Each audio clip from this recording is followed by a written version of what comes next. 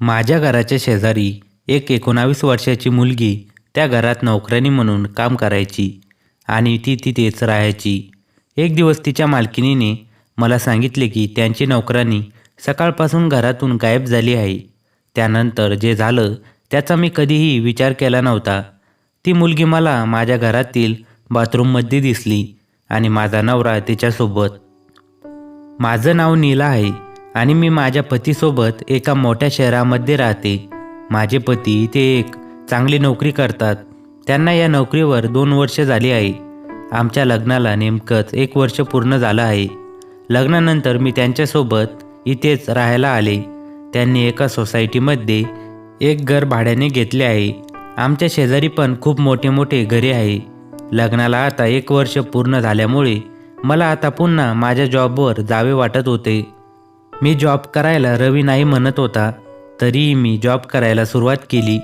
जॉबसोबत घरातील कामं करायला सुद्धा खूप परेशानी होत होती.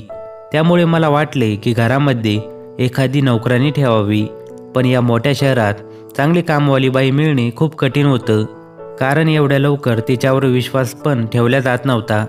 आमच्या सोसायटीमध्ये खूप साऱ्या काम करणाऱ्या बाया येत होत्या. मी त्यांच्याशी बोलणं केलं तर त्यांना जास्त काम घ्यायचे नव्हते. त्यामुळे मी ही गोष्ट माझे पती रवीला सांगितली आणि त्यांना पण एखादी कामवाली बाई शोधायला सांगितली. त्यानंतर काही दिवसांनी त्यांनी एक कामवाली बाई घरामध्ये आणली. तिला रवी आधीपासूनच ओळखत होता, कारण लग्नाच्या अगोदर रवी तिथूनच जेवणाचा डब्बा मागवत होता. तिचं नाव राखी होतं आणि ती बहुतेक 48 वर्षाची असेल. मला तर आता काहीच टेन्शन राहिलं नव्हतं. मी आता माझी नोकरी एकदम आरामात करू शकत होते, कारण सकाळ आणि संध्याकाळचे जेवण बनवायचं मला कामच नव्हतं. घरामध्ये जी बाई काम करायला आली होती ती खूपच चांगले जेवण बनवायची. रवीने अगोदर तिने बनवलेले जेवण खायले होते, त्यामुळेच त्यांनी तिला घरात काम करायला आणले. माझे पती सकाळी लवकरच जॉबवर जात होते. मी त्यांच्या मागून जायचे आणि त्यांच्या अगोदर घरी यायचे. मी येईपर्यंत राखी काम करण्यासाठी घरी येत होती, त्यामुळे कधीकधी घराची चावी तिच्याकडे पण असायची. मी घरी येत असताना सोसायटीतील महिलांसोबत बोलत यायचे. आता बऱ्याचशा महिला माझ्या ओळखीच्या झाल्या होत्या. संध्याकाळी सोसायटीतील सगळ्या महिला बाहेर फिरायला जात असत. असंच एक दिवस मी त्यांच्याशी बोलत होते, तेव्हा मला एक गोष्ट माहीत झाली. आमचे 5 घर सोडून पुढे एक परिवार राहत होता. त्यांचं ते स्वतःचं घर होतं. त्या घरामध्ये एक 19 वर्षाची काम करणारी मुलगी सकाळपासून घरी नव्हती. ती त्याच घरामध्ये राहायची. त्या काकू सांगत होत्या की जेव्हा त्या सकाळी उठल्या तेव्हापासून ती मुलगी घरात नव्हती. फोन केला तर तिचा फोन बंद पण येत होता. पण सोसायटीमध्ये तिला कुणीच जाताना पाहिले नव्हते. त्या काकू म्हणायला लागल्या की घरामध्ये सर्व वस्तू पाहाव्या लागतील, जर काही घेऊन गेली असेल तर. ती मुलगी चांगली होती, पण आजकाल कोणाचाच काही भरोसा नाही, कोण केव्हा बदलेल. त्या मुलीला मी पण एकदा भेटले होते. ती बोलत तर चांगली होती. मी तिला एवढं जास्त ओळखत नव्हते. संध्याकाळी फिरून झाल्यावर मी घरी आले. मी घरी आल्यावर काही तासांनी रवी घरी येत होता. पण आज मी त्यांची गाडी घराबाहेर बघितली होती. पण आज ते एवढ्या लवकर कसे काय आले, या विचारात मी दरवाजाजवळ गेले. दरवाजा मी माझ्या चावीने उघडायला लागले, पण तो उघडला नाही, कारण तो आतून बंद केलेला होता. मी बेल वाजवली, पण तरीही दरवाजा काही उघडला नाही. काही वेळानंतर ते आले आणि त्यांनी दरवाजा उघडला. रवी म्हणाला की तू आलीस. त्याच्या चेहऱ्यावर एक भीती होती. मी त्याला विचारलं, काय झालं, एवढे का घाबरले आहात? ते म्हणाले, काही नाही, अंघोळ करत होतो, त्यामुळे लवकर ऐकू नाही आलं. त्यांचं ऐकून मी माझ्या बेडरूममध्ये चालल्या गेले. सकाळपासून बाहेर असल्यामुळे मी खूप थकले होते, त्यामुळे मी बेडरूमचं दार बंद करायचं विसरूनच गेले. दरवाजा हवेमुळे इकडे तिकडे होत होता. बेडरूममधील आरशामध्ये आमचं बाथरूम स्पष्ट दिसायचं. मी बेडरूममध्ये आरशात पाहून माझा मेकअप काढत होते, तेव्हा मला आरशात ती मुलगी दिसली. ती पण आमच्या बाथरूममध्ये.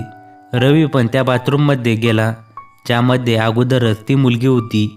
हे सगळं काय बघत होते मी, मला विश्वासच बसत नव्हता. हवेमुळे बेडरूमचा दरवाजा बंद झाला. मला आता बाहेर काहीच दिसत नव्हतं. मी माझं डोकं धरून बेडवर बसले. मी विचार करत होते. बाहेर जे आहे ते सगळं चुकीचं निघालं पाहिजे. मी हळूहळू दरवाजा उघडायला गेले. दरवाजा उघडला तर तिथे रवी आणि ती मुलगी कोणीच नव्हते. माझी मनस्थिती त्यावेळी काय होती हे मी सांगू पण नाही शकत. मी विचार करत होते की रवी त्या मुलीला कसं काय ओळखतो आणि जेव्हा मी बाहेर होते तेव्हा ती मुलगी रवीसोबत काय करत होती आणि आता रवी तिला घेऊन कुठे गेला असेल. मी रवीला फोन केला तेव्हा काही वेळानंतर माझा फोन उचलला. मी त्याला काही विचारायच्या आतच तो म्हणाला, मला काही काम आहे त्यामुळे मी बाहेर आलो. थोड्या वेळातच मी घरी येतो आहे. एवढं बोलून त्याने फोन कट केला. तो माझ्याशी खोटं बोलत होता, पण असं तो का करत होता ज्यामुळे त्याला माझ्याशी खोटं बोलावं लागत आहे. मी स्वतःला समजावत होते की एक वेळेस त्याच्याशी बोलावं. आतापासून काहीही विचार नाही केला पाहिजे. काय माहिती की दुसरी एखादी गोष्ट असेल. पण पुन्हा मला आठवत होतं की मी त्या मुलीला आरशात पाहिले होते. काही वेळानंतर काम करणारी राखीसुद्धा घरी आली होती. तिने मला असं चिंतेत बघत विचारलं की काय झालं मॅडम.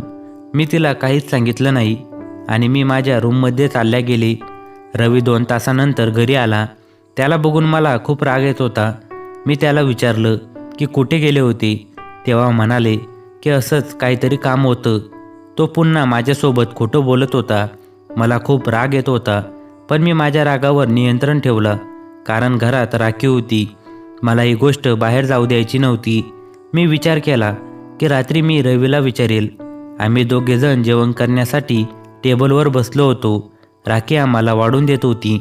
वाढून दिल्यानंतर राखी म्हणाली, साहेब आज तुम्ही खूप चांगलं काम केलं. रवी म्हणाला की थोडा उशीर झाला असता तर बस हातातून सुटली असती. मी विचारलं काय गोष्ट चालू आहे. राखी बोलली, मॅडम ती मुलगी होती जी शेजारी काम करायची आणि तिथेच राहायची. मी तिचं बोलणं मध्येच थांबवत म्हणाले, सोसायटीमध्ये ती सकाळपासून नाही आहे. कुठे आहे ती. त्यानंतर राखीने जे सांगितले त्याचा मी कधी विचारसुद्धा केला नव्हता. राखी म्हणाली की ती एका छोट्या गावातील मुलगी आहे. घरची परिस्थिती चांगली नसल्यामुळे ती शहरात काम करण्यासाठी आली होती. पण आता तिला तिच्या घरी जायचे होते, पण तिची मालकीण तिला जाऊ देत नव्हती. पैसे पण देत नव्हती. त्या घरामध्ये तिला 7-8 लोकांचे काम करावं लागत होतं. ती जेव्हा तिथे कामाला आली तेव्हा तिथे फक्त 2च लोक होती. पण काही दिवसानंतर तिथे त्याच परिवारातील 8 लोक राहायला आले. त्या घरात दिवसरात्र तिला 8 लोकांचे काम करावे लागत होते. तिने ते काम सोडायचं म्हटलं तर तिला ते म्हणाले की जोपर्यंत आम्हाला दुसरी कामवाली भेटत नाही तोपर्यंत तू इथून जाऊ शकत नाही. आणि त्यांना दुसरी कामवाली भेटणं खूप अवघड होतं. ते पण एवढ्या परिवारासाठी. तिला काहीही करून तिथून निघायचं होतं, पण तिची मालकीण तिच्यावर कडक नजर ठेवून होती. मला तिच्याबद्दल कळले. ती त्या दिवशी तुम्ही गेल्यानंतर इथे आली. तुम्ही गेल्यानंतर ती खूप रडत होती. मी ही सर्व गोष्टी साहेबांना सांगितली. तुमच्यापेक्षा मी साहेबांना जास्त ओळखते म्हणून तुम्हाला सांगितलं नाही. मी साहेबांना तिची मदत करायची सांगितली म्हणून साहेब आत्ताच तिला गावाकडच्या बसमध्ये बसून आले. रवी म्हणाला की यामुळेच मी ऑफिसमधून लवकर आलो. मी जेव्हा घरी आलो तेव्हा ती बाथरूममध्ये लपलेली होती. खूप घाबरलेली होती ती. मी जेव्हा तिच्याशी बोलतच होतो की लगेच तू आली, त्यामुळे ती पुन्हा बाथरूममध्ये जाऊन लपली. हे सगळं एवढ्या लवकर झालं की तुला सांगायला वेळच मिळाला नाही. मी तिला घेऊन बस स्टॉपवर गेलो तेव्हा तुझा फोन आला. मला वाटले की तुला घरी आल्यावर आरामात सगळं सांगावं. ती मुलगी खूप चांगली आहे. तिला घरी जायचे आहे म्हणून ती खूप खुश होती.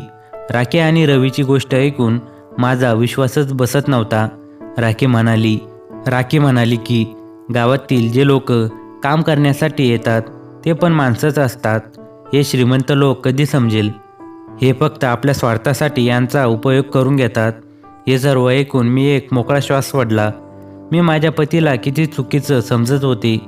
त्यांनी तर एका मुलीची मदत केली आहे. मी राखीला सांगितलं की यापुढे जर तुला असं कोणी अडचणीत असलेलं सापडलं तर मला लगेच सांग. तर मित्रांनो, तुम्हाला ही कथा कशी वाटली कमेंट्समध्ये नक्की कळवा. आणि अशाच नवनवीन कथा पाहण्यासाठी आपल्या चॅनलला आजच सबस्क्राईब करा.